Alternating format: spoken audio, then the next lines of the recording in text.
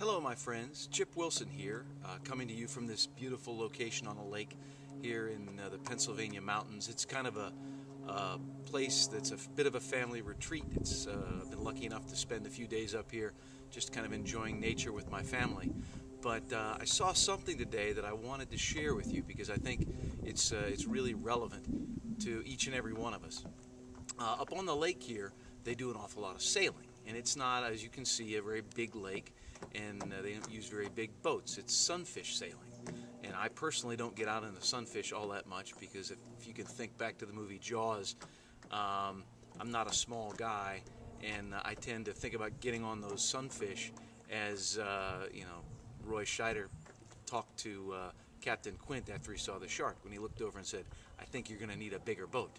So I tend to stay out of the sunfish, but my brother-in-law, he's a phenomenal sailor.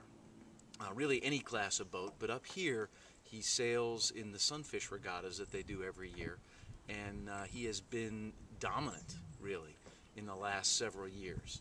And I had a chance to watch him again just today, and a few things that I observed really hit home in a way that they hadn't before, and that's really what I want to talk to you about today. First, if you don't know a lot about sailing or sailing races, they're fairly straightforward. There's a course that's plotted in the lake around a series of buoys, and the only requirement is that you pass the buoy on the correct side of your vessel, or in the correct direction. From there, it's up to you to figure out how you get to each buoy and follow the course and get home. Second, all of the people are outfitted pretty much the same. They're all in these very, very simple sunfish sailboats. There's no crazy gear. There's no high technology. It's one sail and a rudder and a very small boat, and the wind conditions are the same for everybody. So everybody really has the same set of stuff to deal with at the beginning of the race. And when you've got 30 or even 40 boats together coming across the starting line, it's very congested, and the movement is crazy, and everybody's trying to figure out what to do. And everybody crosses that start line at about the same time, headed in about the same direction, and they all have the same ultimate objective. But what I observe when I watch my brother-in-law sail is something that's truly interesting. At some point during that first leg of the race, he invariably takes off in a bit of a different direction. Maybe he'll go on a tack and he'll stay on it longer than everybody else, or maybe the entire field will make a tack and he'll cut that tack short and head off into a different direction. And a large part of the time, when he's sailing off down the lake, it doesn't look like he's going anywhere near the buoy that's over here somewhere. And 30 or 40 boats will be jockeying for position to kind of stay together and go in the same direction and follow the same path to get to that buoy. But my brother-in-law Cal will be taken off down the lake in a different and sometimes seemingly absurd direction. Another thing that often happens is there's a few people that know that Calvin is a great sailor, and they know that he's won a lot of races up here. And so you'll see them peel off with him and try to follow his line. And they'll do this often for quite some time, but 9 times out of 10, even for those people, after a while, they'll look to the rest of the pack and see them closer to an intermediate objective, and they'll bail out. They don't have the faith to stay on that tack that my brother-in-law is on, and so they try to go back and do things the way that everybody else is doing them.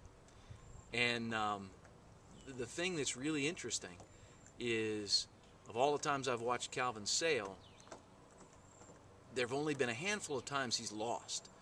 And when he wins, it's not like he wins at the finish line. He tends to win in such a convincing fashion that by the time the second place skipper is coming across the line, he's got his boat pulled up out of the lake, and he's generally reclining on a little grassy area watching everybody else come in.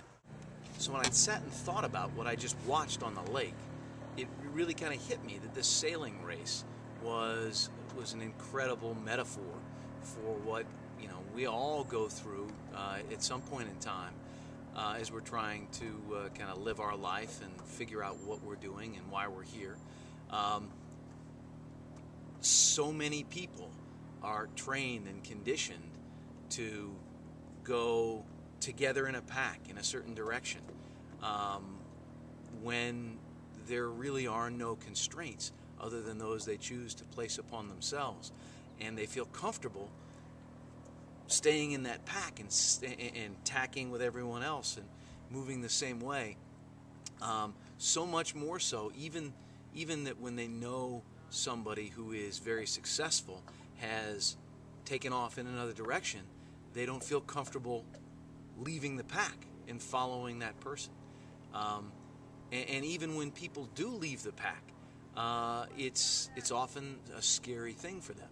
And to be out on a limb following somebody who may be very well understood to be a true leader and successful in a field, they still choose to turn back and go with the pack because it's a much more comfortable place to be. And I've watched Cal race for several years now, and I've never really thought about it that way. But when I saw what happened in that race today, it really underscored that sort of message. So I'd really like to kind of leave you all with that today.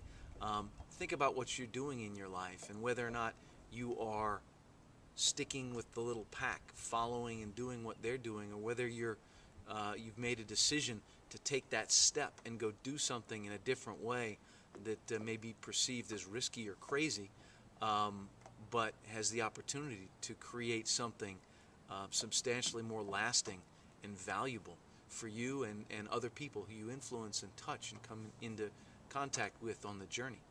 One other really interesting thing about the sailing race that I thought about after the fact was the winner of the first in this series of races gets to plot the course that everybody has to follow for the next two races. Think about that. Anyway, I hope you're having a wonderful time and enjoying your day as much as I am, and I hope this message has meant something to you.